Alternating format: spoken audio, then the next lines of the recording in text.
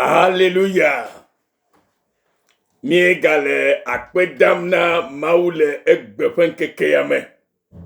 Novilo loto me khwesebe mio hamile etoji le klalobe yoaga se egbe fe enyanye sike afoto mau bacho de yefe egbe takpola ke odo darani na togovio kata be yatono to eji ano egbepa dem yefe nyanyela na yefe eduko sikenye togo mawenye maule do kesi mawu ya ewo miawo ya mitonsi yefe duko ya enye miafe mawu owo miawo alebe to yefe do sike wo le atichogaun ocho miafe nouveau kemila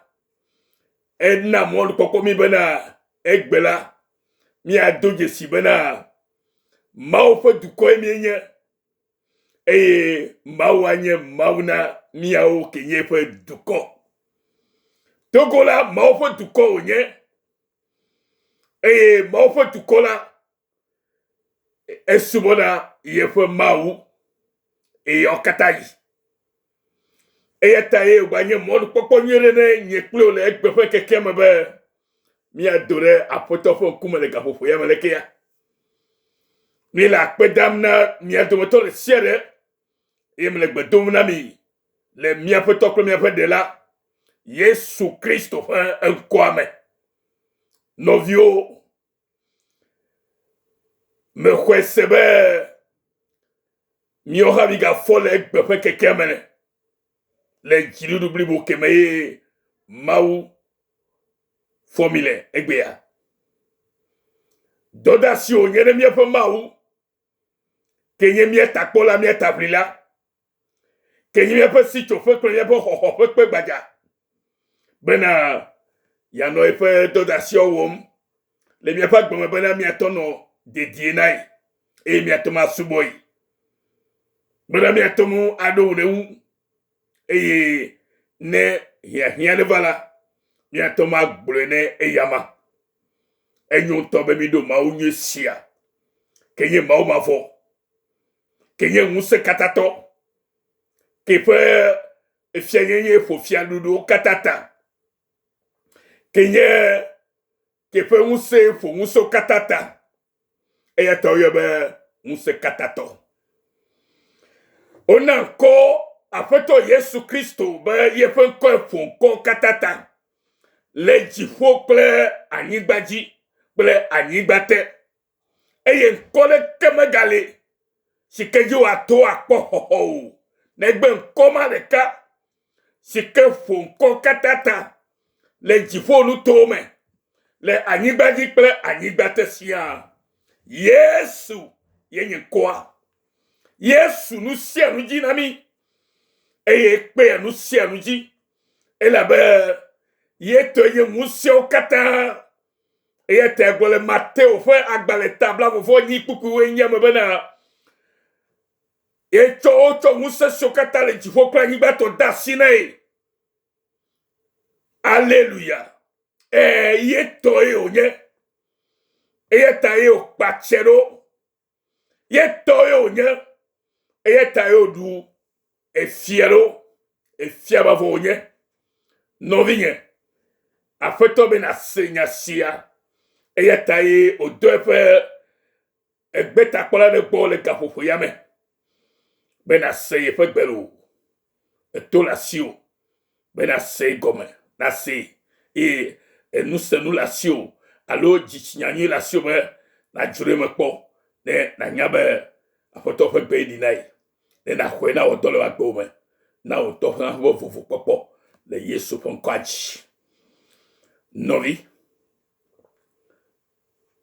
c'est Alessi le matin fait le dodo ade bolo dadi namida c'est Alessi le matin fait le dodo ade bolo dadinamida. Blemato folo dotore glo dadinamibe. Leke gbolamido. Nemi yide Samuel fait agbalegba toame. Et tabla vovo ene. Bukwiwe toame la. Mi akli ohenami la fima be. Abe alesi. Blemato folo doto ade glo ene la.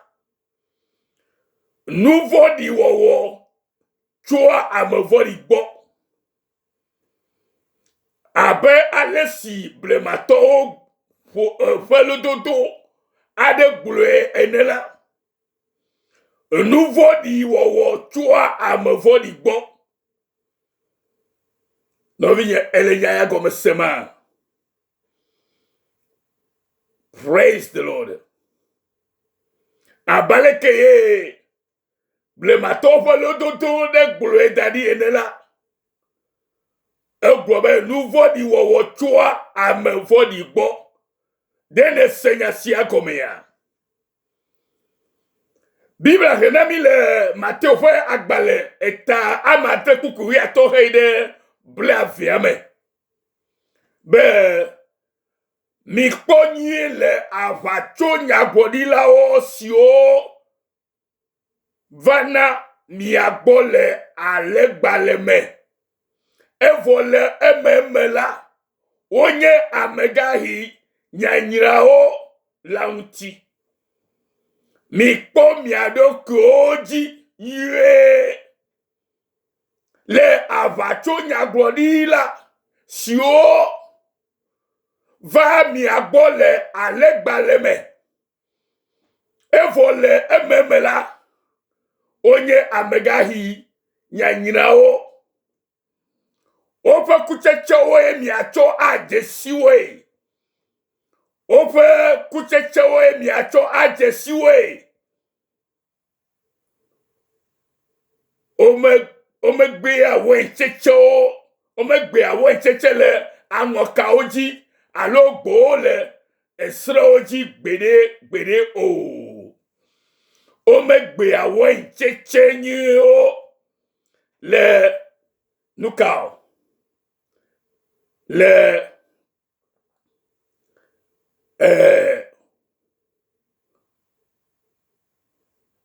anwoka oji o. Alo gbo le esre oji gbede o de novi. Eye tame dibe na sende kome. Nouveau di wowo la chua amevo di gbo. Nouveau di wowo de amevo di gbo chona. De maoumi ayobe maobe anye maovodi ya. Awo. Dieu est bon dans toute sa plénitude. Maounyo le pe nyenye katame. Eye nusielu sike wola. Egbobe enyo. Elabe ye to enye nyenye kedesila. Yenye nyonyo. Enyue de deleme. Eye taye o renyue vanami. Esi keye emile yale chochoromela. Ege agbe vanami. Ege dede vanami. Ege koko vanami. Bible dit le Matthieu fagba kimile kele mebele. Nene makeye atinyi chi akunyi. Gake ati manyo chi aku manyo. Gbogbo me pe nyanyi siame be na segome. Bible akona mi bele. Amevo di boye. Nouveau di ochona. Atinyi boye, atinyi chi akunyi. Gaka ati manyo la chi aku manyo. Atinyi matenwu acheku manyo o. E ati manyo ha. Matenwu achekunye o. Novi. Ati si me chi akunyi o la. O la ne. De a jome. Ati kapo me vie ne nye no vinye. ati nyue mau va wo mi la be mau ke nye nyue pe mau la eva chodo ke da ni de nye kplo tabe mi atrosi amenyo e mi achekunyo. Hallelujah. Ati si mechi akunyo la ola ne de ajome eyata ope chechewe mi acho ajesiwe. Praise the Lord. Nous cahiers Bible à Gonami les Samuel va dans le moment là. Et Gonami y avait les noviens. Nous vodi wo choa à me vodi obo. Et nous vodi wo à me vodi obo chona. Me choa me jojo obo. Me choa nous te vola obo. Me choa me si onya ma ou van la. Me choa obo. Et choa me vodi obo. Nemi toi de Samuel va dans le bateau ya me tabla vo ene. Kuku ba heide kuku bravo vo evela. Miato mi ahlem de la fima. Mau abakofe apoto yenye miet tabli la. Mau abakofe apoto kenye yaba macheva la. Yenye miapa nyama chola. Mau abakofe apoto yenye miapa vonu drola. Ye droa vonu nami e chua nyame nami. Eye onabe minya mesio be mi anyenai. Toto manon titoi. Novi le nyasio katabere nuka ye me dibe na nyao. Alo nuka ma otibe ya glona wo. Alo ya tofie mi le nyayomo. Se nyanyire.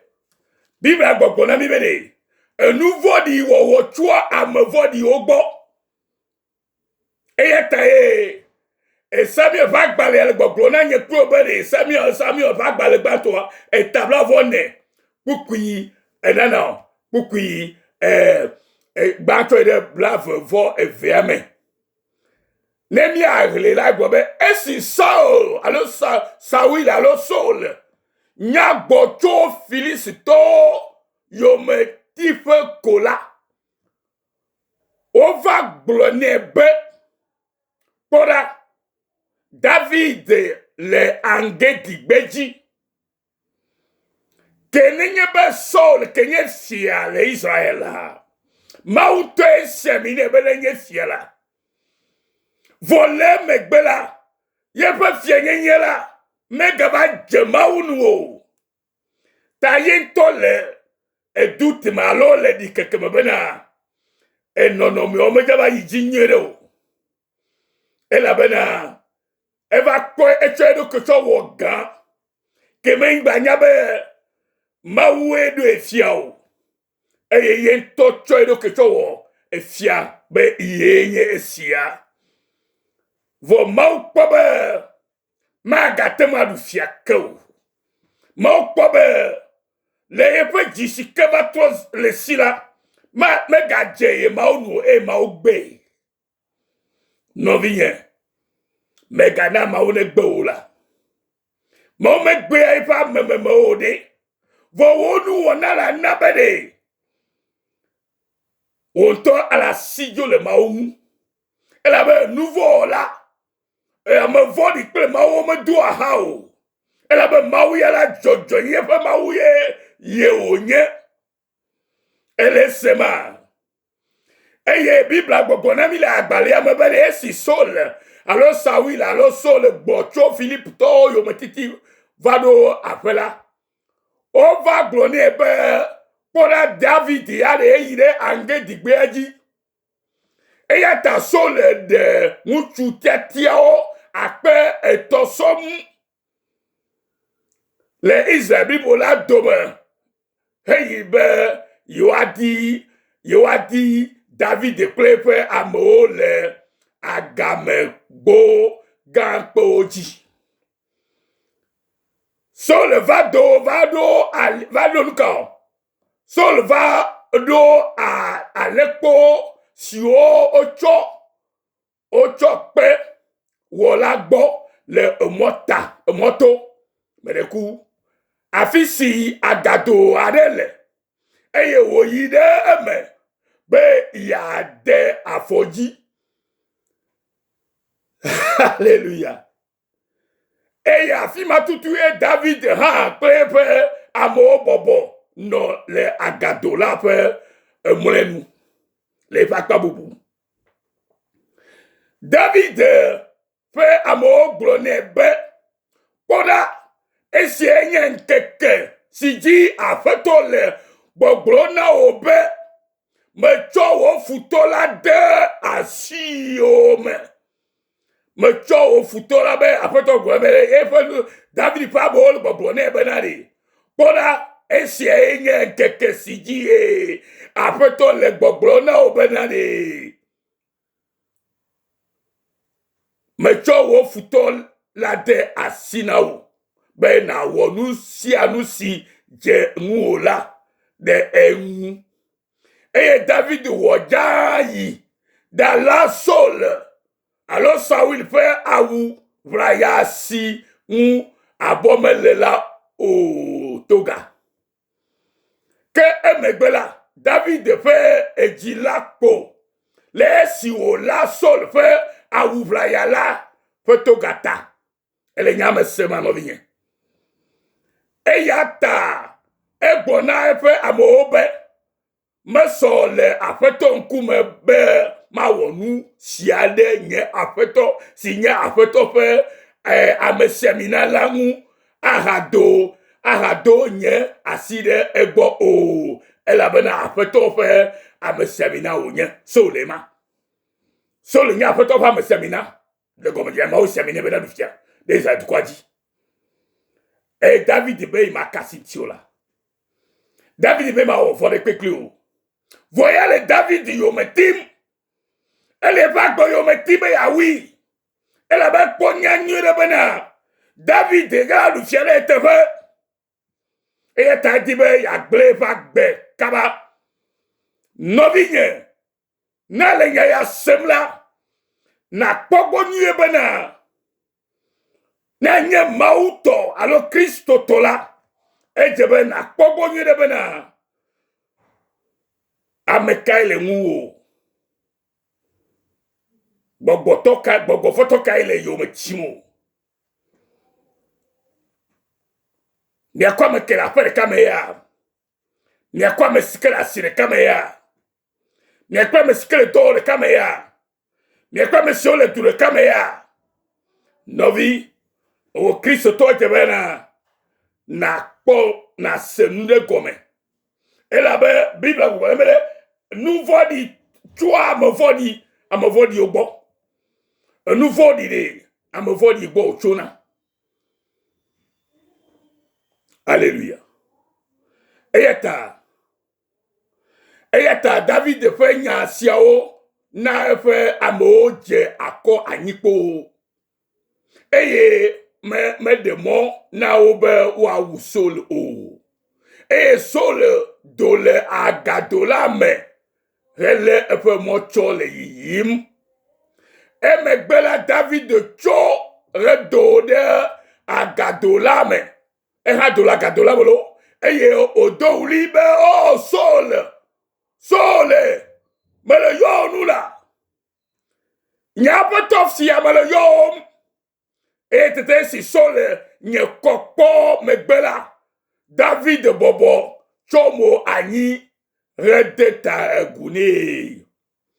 Et David bia sole bele nukata nele ameo besem be pola David le wo dimu ma no vinya me kapek be salo fonye ame kapek be tutu salo be no viole le vo dimo be na Kristo todo mo kokoto le ele vo dimo wahala be na me kenye mo pa me la va dia me vo awode jojo nye pa me dia me ka vo la ka vo di toke bo vo chonade ye dia mo jojo vo di Gakede de atok pomo lentia. Awo! Ma tem pomo lentio.